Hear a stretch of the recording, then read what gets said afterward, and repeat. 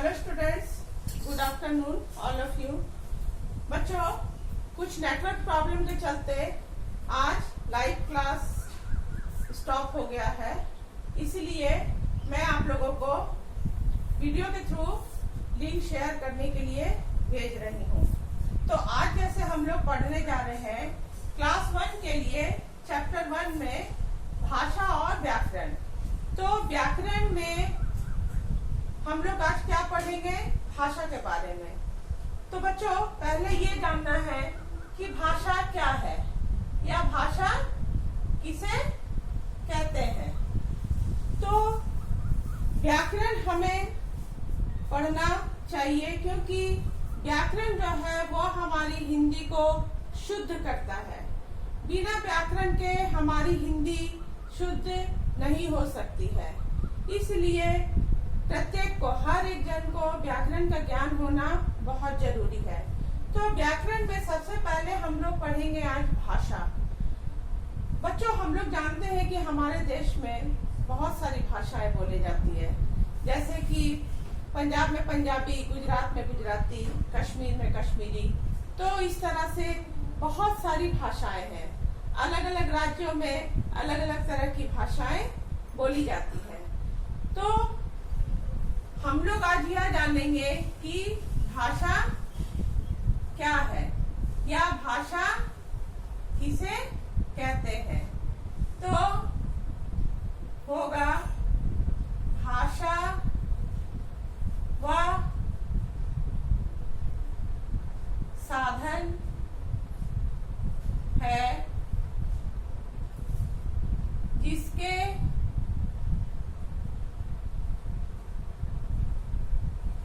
द्वारा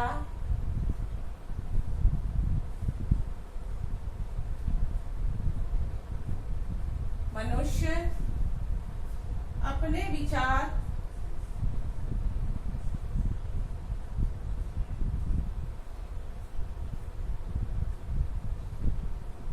को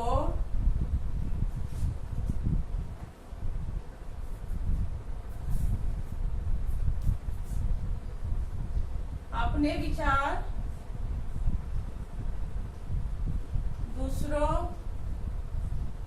के सामने प्रकट करता है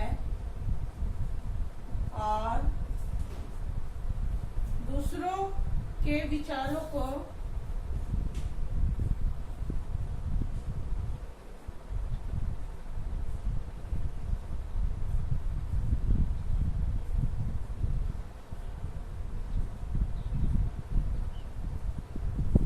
समझता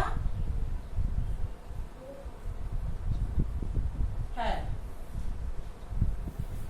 तो अभी हम लोग यहाँ देखें कि भाषा क्या है या भाषा किसे कहते हैं।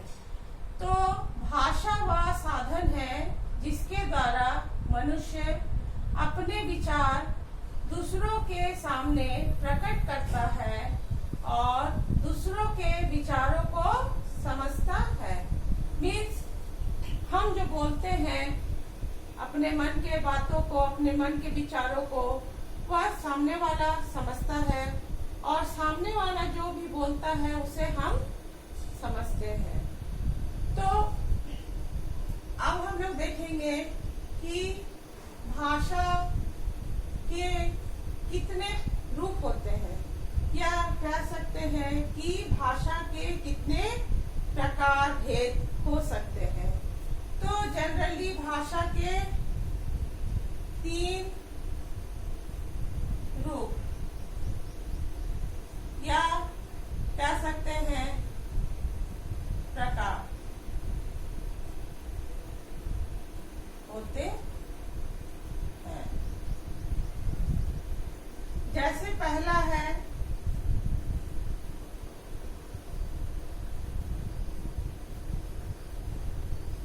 मौखिक भाषा। पहला क्या है बच्चों?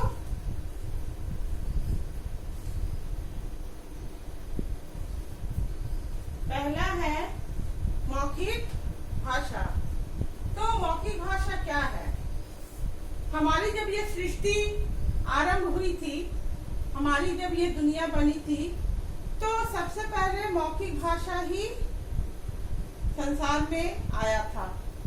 उस समय लोग लिखना नहीं जानते थे, केवल अपने भाषा में वो बोलते थे, बात करते थे। तो सबसे पहले मौखिक भाषा आया। तो मौखिक भाषा है क्या? जब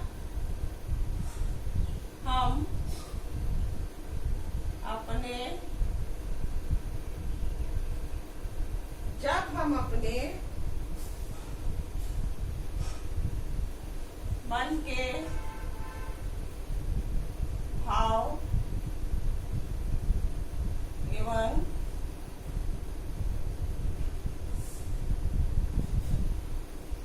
विचारों को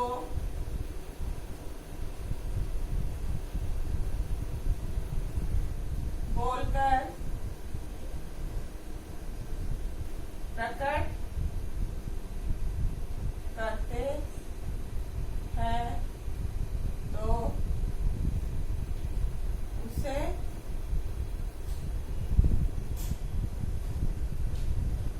मौखिक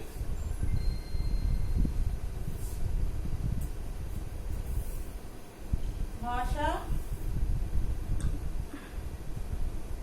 कहते हैं। जैसे भाषण देना।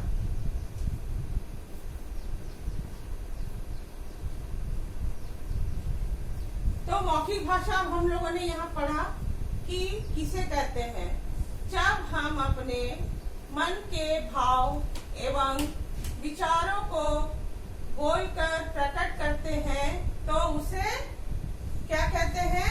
मौखिक भाषा कहते हैं। जैसे भाषण देना, कोई नेता या कोई व्यक्ति सभा में खड़ा होकर क्या कर रहा है? लोगों को बोल रहा है, भाषण दे रहा है। अब हम लोग इसके दूसरे रूप पर आते हैं। दूसरा जो रूप है वह है लिखित भाषा।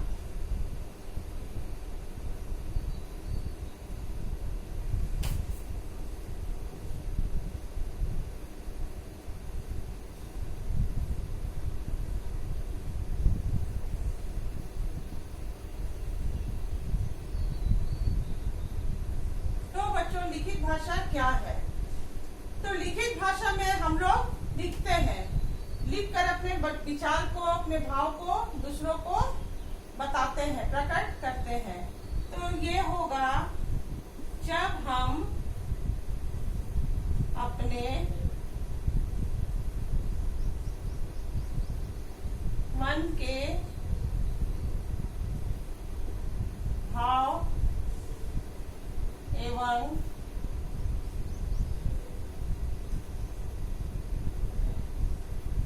विचारों को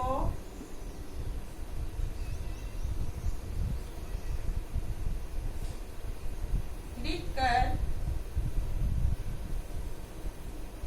प्रकट करते हैं, तो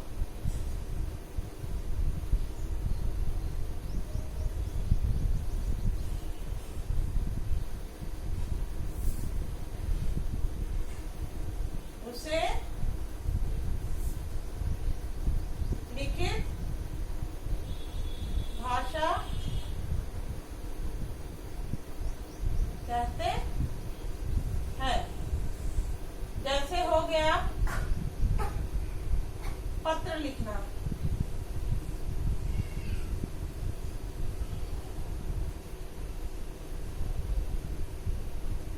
जैसे हो गया पत्र लिखना। तो लिखित भाषा में हम लोगों ने यहाँ पढ़ा कि जब हम अपने मन के भाव एवं विचारों को लिखकर, यहाँ बोला गया है बोलकर, और लिखित भाषा में लिखकर प्रकट करते हैं, तो उसे लिखित भाषा कहते हैं। जैसे कि हो गया पत्र लिखना। अब हम लोग इसके तीसरे रूप पर आते हैं। इसका तीसरा रूप है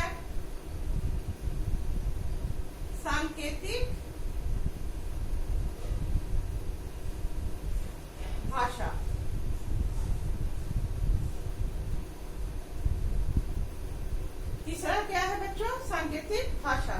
तो सांकेतिक भाषा है क्या? जब हम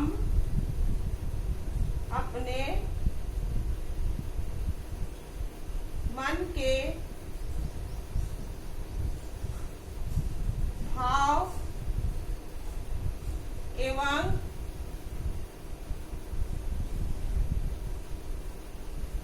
विचारों को संकेतों द्वारा प्रकट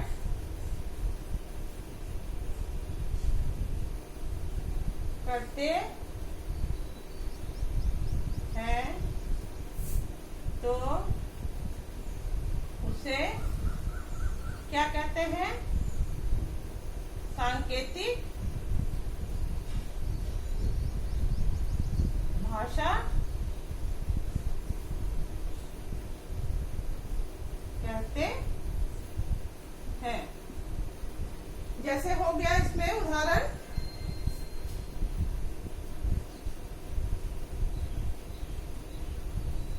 उदाहरण के लिए हो गया ट्रैफिक सिग्नल।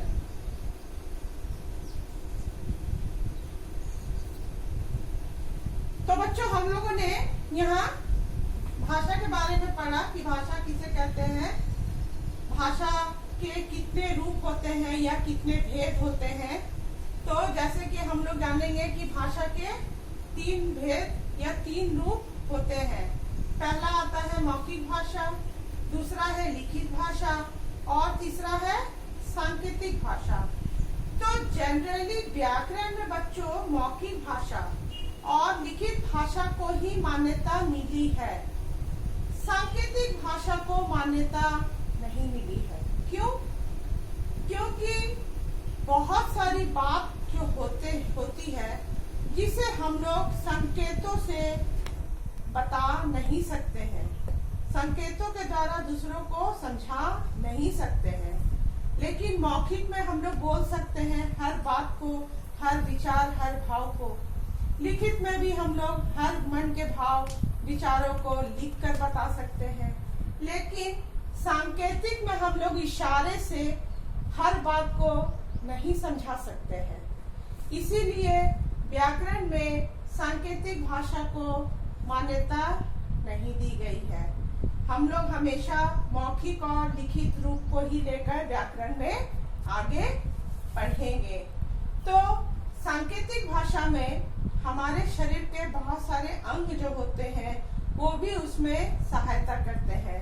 जैसे कि हाथ, आँख, ये सब जो है हम लोग हाथ के इशारे से किसी को बुलाते हैं या मना करते हैं, आँख के द्वारा किसी को डराते हैं। इस तरह से शरीर के अंग भी जो होते हैं वो हमारे सांकेतिक भाषा में काम आते हैं, जिसको हम संकेतों के द्वारा प्रकट करते हैं। तो बच्चों आप लोग भाषा और भाषा के रूप को मेरे साथ अच्छे से इसे पढ़ेंगे, इसे अपने हिंदी लैंग्वेज की कॉपी में इसे लिखेंगे और इसे याद करेंगे। Thank you.